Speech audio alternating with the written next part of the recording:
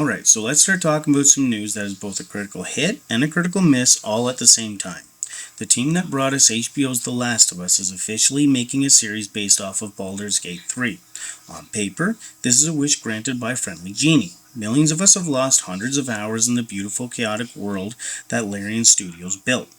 And now we're going to get a prestige TV show from the network that at first proved it can adapt a beloved game helmed by a creator who is a genuine obsessive fan. Every part of this should be a cause for celebration. But there's a twist that has cast a shadow over this whole thing like a mind flare at a garden party. Larian Studios, the developer that poured nearly a decade of its soul into making Baldur's Gate 3 a masterpiece, isn't involved, like at all. So today, I'm not just reading the announcement, I'm going to be diving deep. I'm going to be breaking down the complex and frankly shocking reasons why Larian is watching from the sidelines. I'm going to be analyzing what their absence really means for the story, the characters we adore, and the very soul of this TV show. And I'm also going to be exploring the one tiny flame of hope that might see this project succeed against all odds. This is the full story of why the Baldur's Gate 3 show is happening without the one group that you'd want at the party the most. So let's start with the facts. Because when the news dropped in early February 2026, it sounded perfect. HBO, the home of Game of Thrones and The Last of Us, greenlit a series simply titled Baldur's Gate. And this wasn't some vague in-development rumor. This is a real project with a certified industry titan attached. That titan is Craig Mazin, who is set to create, write, and produce.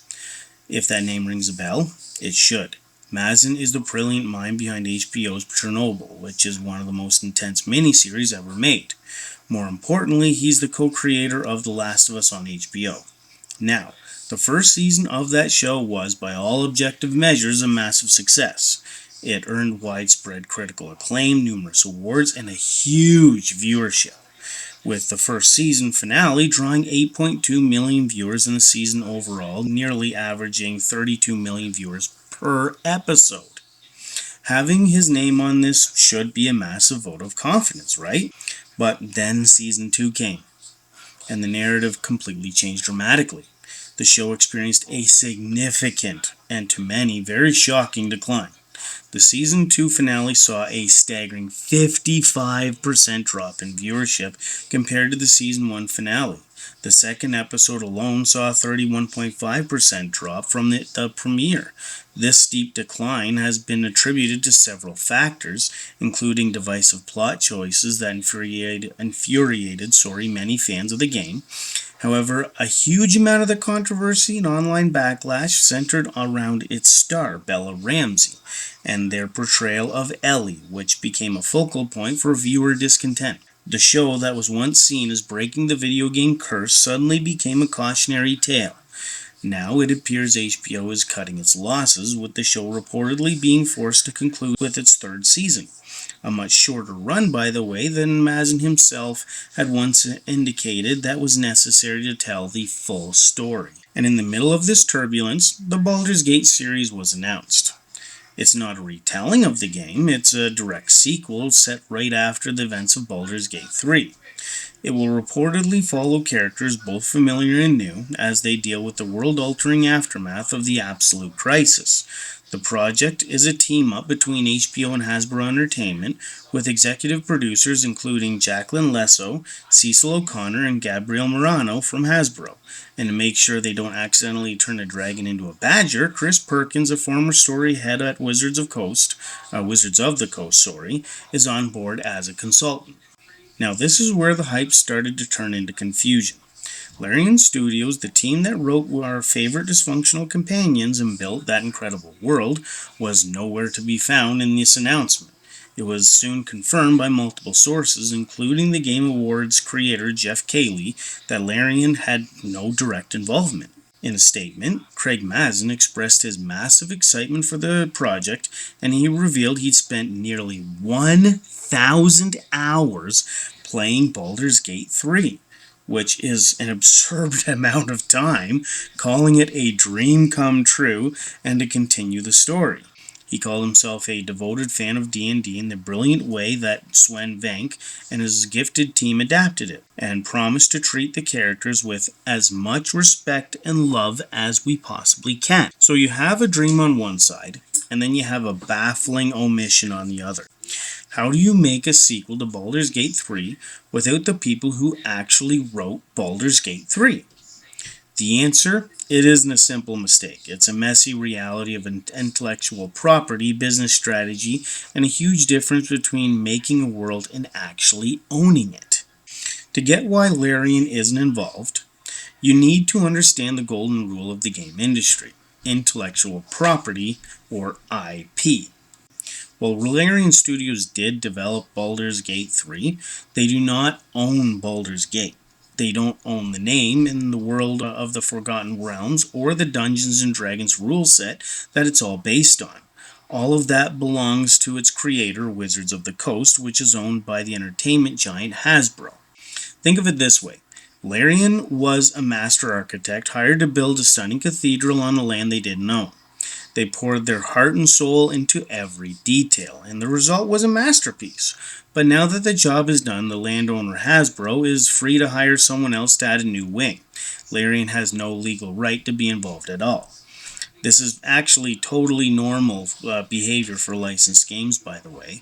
The studio BioWare, who made the original Baldur's Gate games, they faced the same thing. Larian's deal with the Wizards of the Coast was to make Baldur's Gate 3. Now that the game is out and a massive success, the contract is basically over. But that's only half the story. The other part is that Larian chose to move on. Long before any HBO was a twinkle in a producer's eye, Larian's CEO Sven Venk was clear that the studio was stepping away from D&D to go back to their own universe, Divinity. He explained that working on more Baldur's Gate 3 started to feel like an obligation and not really a passion. Larian is a studio that loves creating new things, and after a decade in the Forgotten Realms, they were basically ready to go home. So even if they had been offered a key role, it's not really clear that they would have even accepted. So Larian wasn't exactly kicked out. Their path and the path of Baldur's Gate IP were just going in different directions. Hasbro wants to keep making money off its incredibly popular property, and with Larian moving on, they found a very talented new partner in HBO and Craig Mazin. So how does Larian feel about this? Their public reactions have been a fascinating mixture of polite diplomacy and bless your heart concern. Sven Vink, the head of Larian, has been basically a diplomat. When asked on social media if any Larian writers were consulting, he gave a straight answer: not to my knowledge. But he immediately followed up with a glimmer of hope, confirming that Craig Mazin had reached out to visit Larian's studio and to talk with the team. Vink's takeaway was cautiously optimistic, writing, "From the conversation we had, I think he truly is a big fan, which gives me hope." In another post, Vink said he had hoped whatever came next would have the same level of passion. He also gave a key insight, saying the endings of Baldur's Gate 3 were created so that they could serve as a narrative soil for new adventures. There's plenty of directions that they can go. This is Vink basically giving his blessing, while also making it clear the ball is in someone else's court now. He confirms Mazin wants to chat, but giving them a chance to share their thoughts. However, Larian's director Michael Dowse, and I hope I pronounced that name right, has been way more direct, like the protective older brother of the group direct. In a very pointed statement, he said, "I've spent the last 8 to 10 years of my life with the writers and creators of Baldur's Gate 3, and they're the most incredible storytellers and creators in the space." He continued by saying, "My only hope is that they get both the credit deserved and the characters are represented at the same level as the game." In a follow-up, he added, "I genuinely don't think anyone can trump our writers." That's not diplomacy.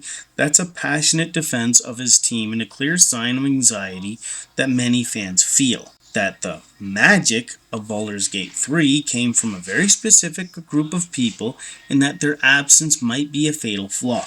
He knows that nobody understands Astarion's pain or Karlach's heart like the writers who spent years with them. His hope is that the show respects the legacy even if the creators are on the sidelines. So that's the messy reality. It's a combination of IP law, business strategy, and two creative teams heading in different directions. It's a lot, and quite frankly, all this talk has hyped me to finally experience it for myself. As soon as I finish my current Death Stranding playthrough, I plan on playing Baldur's Gate 3 and streaming it right here on this channel. But before we get to my playthrough, and before we get to the biggest question of what this actually means for the show, if you're finding this breakdown useful and want to more deep dives into gaming news, do me a favor and subscribe to the channel. It basically tells the algorithm that I'm doing a good job, and your support makes all this possible. Now let's talk about the canon conundrum. The single biggest challenge for Baldur's Gate HBO show is that the very thing that makes the game a masterpiece is player choice. Baldur's Gate 3 isn't one story, it's a million stories happening all at once. Your playthrough isn't my playthrough. The hero of your story could be the villain in mine. The choices that you made, the companions you romanced, that's all yours. The show being a show, it can't do that. It has to pick a lane. It has to, by its very nature, establish a canon. Now, this is a minefield. The series is a sequel, picking up where the game left off. That means that it has to decide on a canonical ending. Did the hero destroy the Nether Brain, or did they become the new Absolute? What happened to the Githyanki egg? What choice did Shadowheart make and the Shadowfell? The second a white-haired Shadowheart shows up on screen, the show has invalidated the playthroughs of millions of characters. And who's the protagonist? Is there a Tav of the show, or will they pick an origin companion as the main hero? Will it be a redemption dark urge? Every decision risks ticking off a huge part of the audience who feels like the show is telling them that their story was basically wrong. Fans are already nervous that a set canon will ruin at the very thing that made the game so special. This is where Craig Mazin's approach will be everything. The show will reportedly feature a mix of new protagonists and beloved characters, and this could actually be a smart way to dodge the problem. By focusing on new, low-level adventures in the world after the game's events, the show can treat the story of Baldur's Gate 3 like a historical event, told in conflicting whispers. Returning companions could show up, confirming that they did survive, but leaving the details of their journey vague. It's a similar approach to how Amazon's Fallout series successfully told a new story while respecting the game's history. But beyond the plot, there's that intangible problem Michael Dowse hinted at, the Larian magic. Baldur's Gate 3 has a vibe. It's that perfect mix of high fantasy, gut-punching emotion, laugh-out-loud absurdity, and letting the player be a total weirdo. It's a game where you can have a devastating conversation about trauma and 10 minutes later be trying to persuade a squirrel that you're not a threat. That unique voice comes from a specific team of writers. Can it be replaced? As a current writer myself, I can promise you it can't. Craig Mazin is a phenomenal writer known for heavy human drama. But Larian's writing has a specific witty and often goofy sense of humor that's part of its DNA.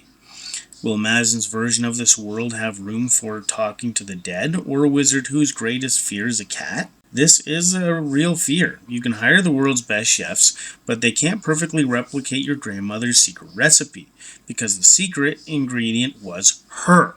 In this case, Larian is the secret ingredient. However, it would be a huge mistake to write this show off completely. There are still arguments for cautious optimism, and they start and end with Craig Mazin. But his involvement is now a double-edged sword. On one hand, the man is a legitimate die-hard fan. Saying he's played for nearly 1,000 hours isn't just PR fluff. That is a monumental amount of time. You only spend that much time on something that you're truly obsessed with. He's reportedly even beaten the ultra-hard honor mode. This isn't just a producer chasing a trend. This is a fan who loves this world. His first move was to reach out to Sven Vink and ask to visit the studio. That shows a deep respect for the source material and desire to listen. On the other hand, we have the cautionary tale of The Last of Us. Mazin's work on that show proves he can deliver a massive initial hit, but it also shows a potential vulnerability. That series saw a major drop-off in viewership and a divisive reception in its second season, plagued by controversies over casting and story choices. The fact that the show is now seemingly being hurried to a conclusion in Season 3 is a major red flag for anyone hoping for a long, stable adaptation of a beloved world. It proves that even with a passionate creator at the helm, things can go south very fast. Furthermore, Mazin has claimed that he plans on reaching out to the game's incredible voice cast about participating in the show. Bringing in the actors who know these characters inside and out could be the perfect bridge to capture the spirit of the game. But again, the experience with The Last of Us shows that even talented actors can become lightning rods for fan discontent if the audience feels that the adaptation has betrayed the source material or their personal connection to it. Finally, the fact that it's a sequel gives Mazin freedom. He doesn't have to do a beat-for-beat remake. He can use the world of Baldur's Gate 3 as a sandbox, just like Larian used the Forgotten Realms. Sven Vink himself said that the endings were designed to be a narrative soil for new adventures. Mazin is just planting a new seed in that soil. So we're left with a high-stakes paradox. HBO is making a Baldur's Gate show that is both a dream come true and a cause for serious concern. It has a showrunner who is deeply personally invested in the game, but whose last project serves as a stark warning about the perils of adaptation. And it's a sequel to a masterpiece being made without the master artisans who built it. The business reasons are simple. Larian doesn't own the IP, and they want to make their own games. But the creative reasons are much more complicated. The soul of Baldur's Gate is tied to Larian's unique voice, and fans are right to be worried that it will get lost in translation, especially when the track record of the new creative lead is now viewed as complicated. The success of this show will depend on a delicate balancing act. It has to honor Larian's masterpiece while forging a path of its own. It has to capture the tone, the heart, the humor, and the horror without just being a copy. Craig Mazin's deep love for the game and his proven talent are reasons for hope, but the troubled journey of his last show is a significant reason to fear. His outreach to Larian and the voice cast shows that he's willing to listen, but whether that's enough to avoid the pitfalls that befell The Last of Us remains to be seen. We, as fans, are basically in a state of suspended animation, like a character stuck in a Mind Flayer pod. It will probably be a long wait before we see anything, as Mazin still has some work to do on The Last of Us. There's potential for a huge triumph that expands this world that we love, and there's potential for a total disaster that has the right names and characters but none of the magic. Only time will tell if the ambitious roll of the dice lands on a natural 20. But I want to turn the questions over to you. What do you think? Can the HBO show ever actually work without Larian's direct involvement? What choices do you think that they should make canon? Let me know your thoughts, your fears, and your hopes down in the comments below. And if you enjoyed this breakdown, please don't forget to like this video and subscribe to the channel for more deep dives into the world of gaming, and I will see you on the next one.